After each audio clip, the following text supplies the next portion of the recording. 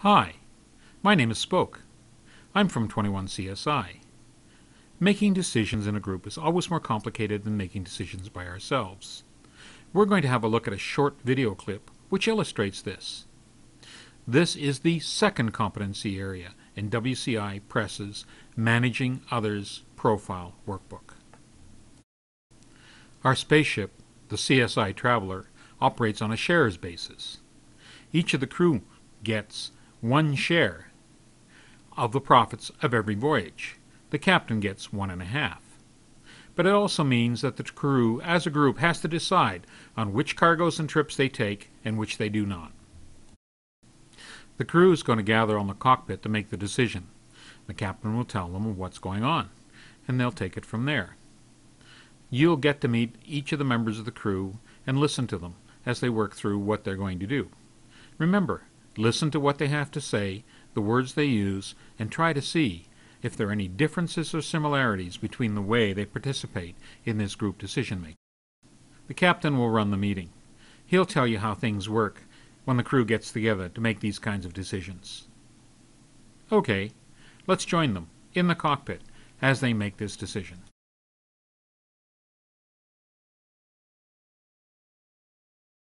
Hi crew. Thanks for agreeing to meet tonight. We have to decide whether or not we will take this cargo. What cargo, Captain? IGT approached by an exporter in the bar tonight. He has a load of smart fluid valves he wants us to take to Antares. It is a 2-week run. He will pay us a 200% premium if we get there right on time. Sounds great. No problem. Easy run. Lots of traffic between here and there. Lots of space patrol vessels run it too. No problems with space pirates. Well, maybe. This exporter has a real sleazy reputation. Being involved in smuggling space angel dust. That's illegal here. Gets you 5 years on a prison planet if space patrol catches you with that stuff. Bet you every third or fourth valve is stuffed with it. Well, that explains the 200% premium. No one would give us an illegal run to Antares from here. But holy, space angel dust is legal on Antares. The miners there would go crazy without it. And it is not addictive. Just helps you pass down time when you are not working in the mines on that empty rock of the planet. Okay all, slow it down. You know why we are here, to make this decision together. We all get paid by shares. So we decide as a group what runs we take or not. Once we dock off, I'm captain, and what I say goes until we dock in and clear the cargo out of the hold. But I have only one voice when it comes to deciding whether we take this run or not. So we do what we always do when we have to make these decisions. Each person makes a statement telling us where they stand on this. Then we talk about it. If we don't come to consensus fast, then you go around and poll us one by one, and we see where we are at. Anyone have any problems with doing that? Right, does not seem so. So let's start with Rud. How do you see it? It is okay by me. We will have the legal manifest which says smart fluid valves. They load the stuff, not us. We are not required to open the packaging and see if it contains what the exporter told us was in it. It is a straight run for us. We will all like the money at the other end. Squares? Law says if space angel dust is in your ship you are responsible, you cannot say you did not know. So Rud's argument does not work for me. Plassey said that, since it was a busy run, with lots of ships, there are a lot of space patrol vessels on it. Figure that increases the chances of us being stopped, and our cargo being checked. Seems likely that we will get caught based on that. I'm not into 5 years on a prison rock. So not for me. Like Scuzz, I don't want no 5 years on a prison planet. But space patrol does not stop vessels, unless they have a reason. Are they out and about looking for dust at the moment? Even if they are, why would they pick on us? We are a clean ship. No reason for anyone to think that we engage in anything but up and up. No, we would all like a premium. How do you really know that this exporter is a smuggler anyway? Is it just all rumor? So I don't know yet. My turn. What's the data on space patrol stopping vessels in the last months? Anyone know?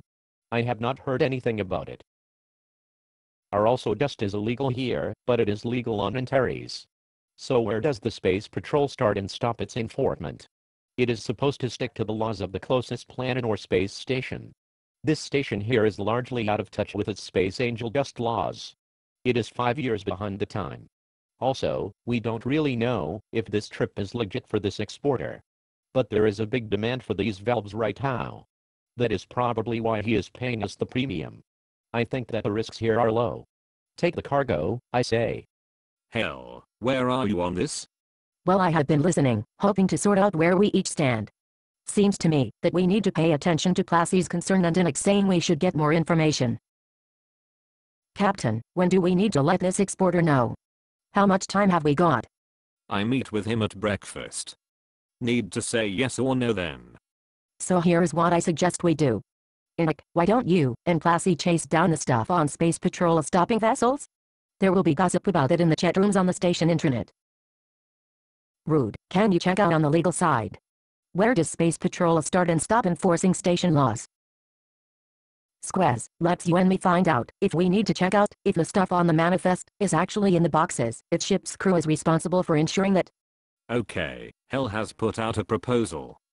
If we do that, then we get together for breakfast an hour before I leave the ship and we make the final yes the cargo or not decision then. Anyone have problems with this? Does not seem so. See you all in the galley at 6 then. So there we are. The crew's in the process of deciding whether or not to take the cargo.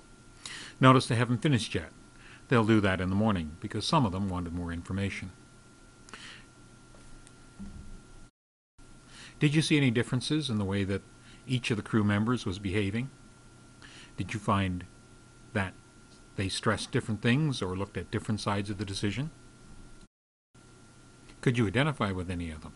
Were some of them more like you than others? All of these are the kinds of questions that the Managing Others Profile Workbook helps you to address and understand. It also helps you to understand the best way of interacting with people whose style around group decision-making is like yours, and those people who have a different way of doing it.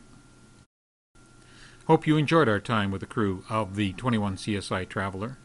No doubt we'll see them again as we journey our way through to understanding the most effective way of interacting and working with others, both as managers and in teams. Thanks for paying attention. Bye now. This is Spoke, signing off.